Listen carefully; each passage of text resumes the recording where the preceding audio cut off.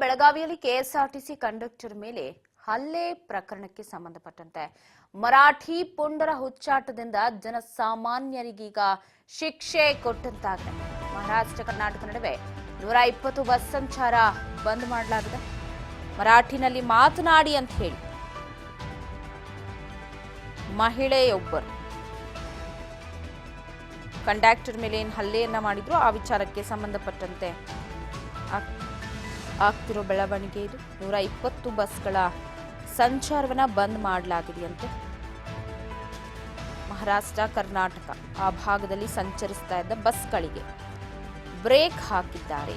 120 ಬಸ್ಗಳ ಓಡಾಟ ಸ್ಥಗಿತವಾಗಿದೆ.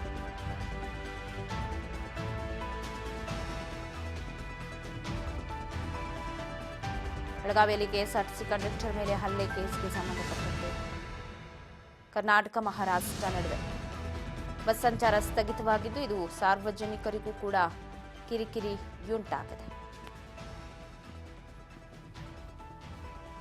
120 ಬಸ್ಗಳ ಸಂಚಾರವನ್ನ ಇದೀಗ ಸ್ಥಗಿತಗೊಳಿಸಲಾಗಿದೆ. ಗಡಿ ಭಾಗದಲ್ಲಿ ಬಂದ್ ಕೂಡ ಮಾಡ್ತಾ ಇದ್ದಾರೆ, ಆಕ್ರೋಶವನ್ನ ವ್ಯಕ್ತಪಡಿಸ್ತಾ ಇದ್ದಾರೆ. ಎಲ್ಲಿಂದನೋ ಬರ್ತಾರೆ, ಕನ್ನಡಿಗರ ಮೇಲೆ ದರ್ಪ ತೋರ್ತಾರೆ ಅಂತ ಹೇಳಿ ಇದೀಗ ಅಲ್ಲಿ ಶಿಕ್ಷೆ ಯಾರಿಗೆ ಅಂತಂದ್ರೆ ಸಾಮಾನ್ಯರಿಗೆ, ಜನಸಾಮಾನ್ಯರ ಓಡಾಟಕ್ಕಲ್ಲಿ ಕಷ್ಟ ಆಗ್ತಾ ಇದೆ. ಹಾಗಾಗಿ ಅವರು ಕೂಡ ಮತ್ತಷ್ಟು ಆಕ್ರೋಶವನ್ನ ಹೊರ ಹಾಕ್ತಾ ಇದ್ದಾರೆ.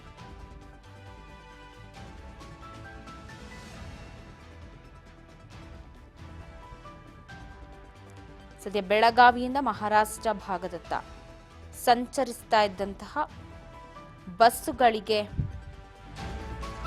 ಬ್ರೇಕ್ ಹಾಕಿದ್ದಾರೆ.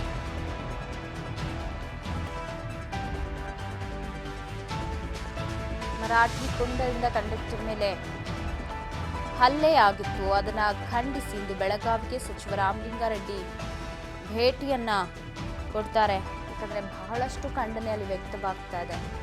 ನಾಳೆ ಕರವೇ ಪ್ರತಿಭಟನೆಗೂ ಕೂಡ ಕರೆ ಕೊಟ್ಟಿದೆ ಕರ್ನಾಟಕ ರಕ್ಷಣಾ ವೇದಿಕೆ.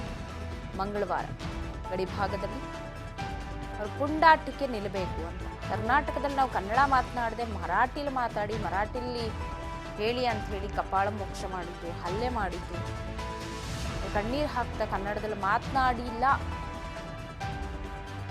ಮರಾಠಿನಲ್ಲಿ ಮಾತನಾಡಲಿಲ್ಲ, ಕನ್ನಡದಲ್ಲಿ ನಾನು ಮಾತನಾಡಿದೆ ಅನ್ನೋ ಕಾರಣಕ್ಕೆ ನನಗೆ ನಿಂದಿಸಿದ್ದಾರೆ ಅಂತ ಹೇಳಿ ಇದಕ್ಕೆ ಸಾಕಷ್ಟು ಆಕ್ರೋಶ ಕೇಳಿ ಬಂತು. ಸೊ ಆ ಬೆನ್ನಲ್ಲೇ ಈಗ ರಾಮಲಿಂಗಾರೆಡ್ಡಿ ಪ್ರಯಾಣವನ್ನು ಬೆಳೆಸಲಿದ್ದಾರೆ ಬೆಳಗಾವಿಗೆ.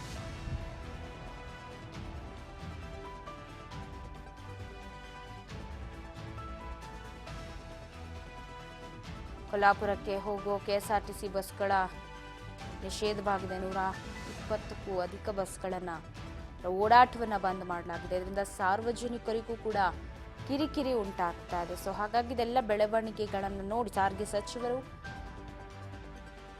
ಭೇಟಿ ಕೊಡೋದಕ್ಕೆ ಮುಂದಾಗ್ತಾ ಇದ್ದು, ನಾಳೆಯೂ ಕೂಡ ಕರವೇ ಕರ್ನಾಟಕ ರಕ್ಷಣಾ ವೇದಿಕೆಯವರು ಈ ಹಲ್ಲೆಯನ್ನು ಖಂಡಿಸಿ ಪ್ರತಿಭಟನೆಗೆ ಮುಂದಾಗ್ತಾ ಇದ್ದಾರೆ.